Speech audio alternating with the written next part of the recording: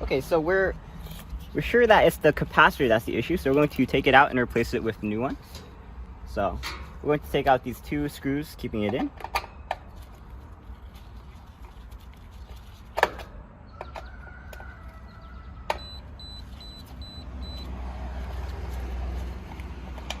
Okay.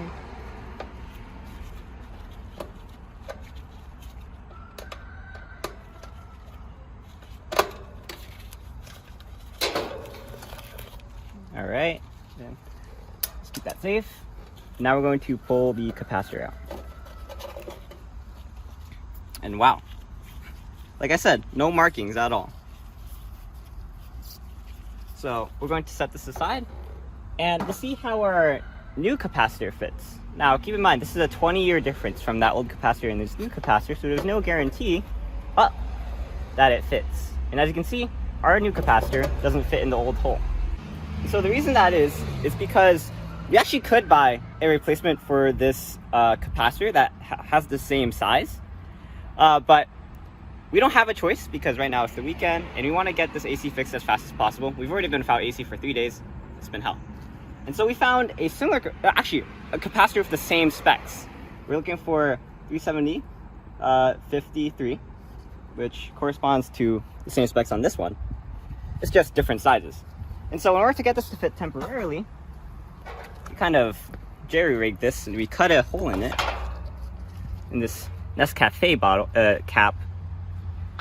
And so what we can do is, now that that fits in place, and also you have to make sure that this cap is small enough to fit in this gap, which it is. What we're going to do is we're going to place it there temporarily, and we have ordered another capacitor that is the same size as that one, but that's not going to get here for a while.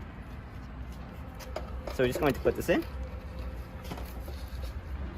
And I'm just going to orient it the way it was before, which is common was towards me.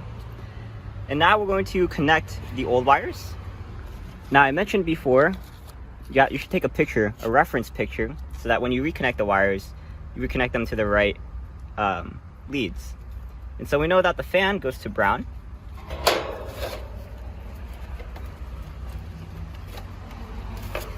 Let's get this out from under there. The fan goes to brown.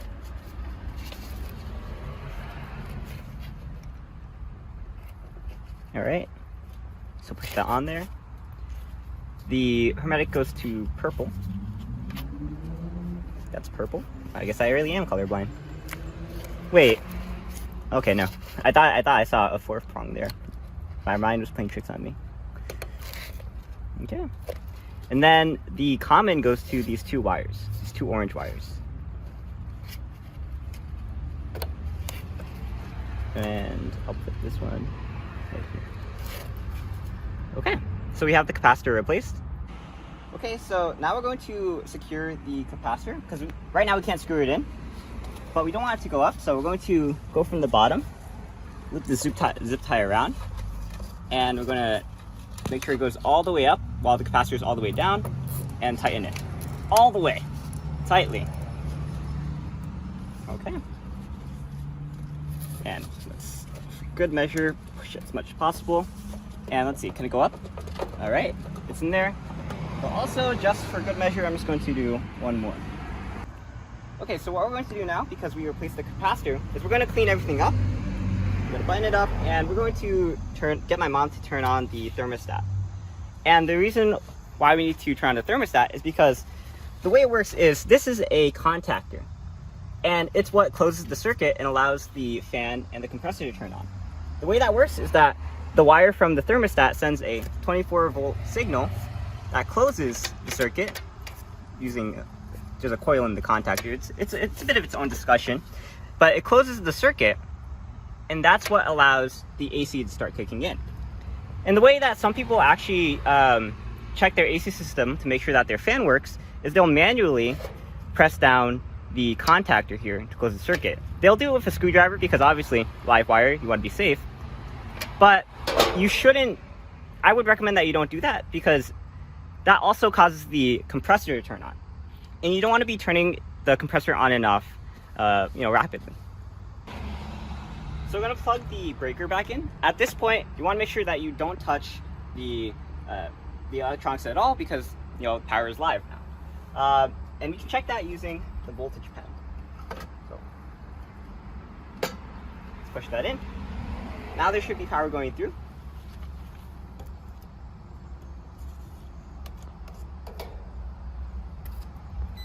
Okay, so now we can see that it's receiving 110 volts. So the way that my dad explained it to me is that there's 240 volts coming out of here. And this is a 240 volt system, but it comes out through two 120 volt wires. You know, 110, 115, 120, same thing. And then they go to the contactor. And you'll see on the contactor that this side is still connected. And so this end will still measure with power. This side needs a switch to be closed in order for it to also detect power. And so right now you'll see when I measure these, it reads 240 volts. When I measure these, I should measure 120 because it's only getting one side, but you can see it's not getting the desired reading. And if we use the voltage pen, detects voltage here, here, and here. And it also measures here. And so even though theoretically we think that, oh, a switch has to close for this circuit to run, that means that this side is still live, which means that you should not touch it directly and don't get electrocuted. And so that's what my dad wants to emphasize, you know, the whole safety of it all. I'm still having a bit of trouble understanding, you know, voltage and how everything's measured, because I think voltage is, you measure a difference. And so I think, oh, these should be both 120 volts. So when you measure the difference between them, it should be 0. But it measures 240 volts. And so I'm still studying electrical engineering. My dad, he himself is an electrical engineer, so I still have a bit of quite a ways to go in terms of understanding. But that's why I'm learning. Okay, so I'm going to tell my mom to turn on the thermostat. We're going to cross our fingers and hope that the compressor works. Because that's really the gist of it.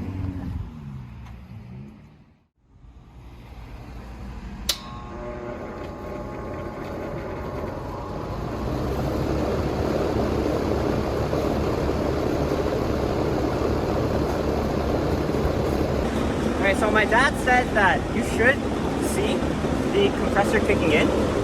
He didn't see that. And when he's listening for the hum, it sounds kind of rough. It doesn't sound like how a compressor would usually sound. So we're going to test it using the probe. Okay, so first off, the temperature probe didn't give us a reading that was cooling down. And it also looks like my dad was right.